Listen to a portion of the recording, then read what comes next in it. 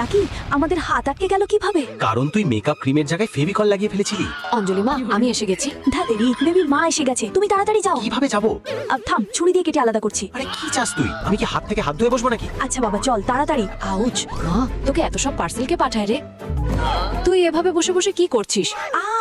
ওটা এক্সারসাইজ মা, এক্সারসাইজ। সিঁড়ি দিয়ে আসার সময় আমি কার জন্য চেঁচানোর আওয়াজ শুনতে পেলাম। নিশ্চয়ই চামেলি আন্টির মোষটা হবে। আমাকে মোষ বললো? তোর তো যাই হোক, মানতেই হবে চামেলি আন্টির মোষটা কিন্তু দুধ অনেক দেয়। আমি তো ভাবছি যে কেননা আমরাও একটা।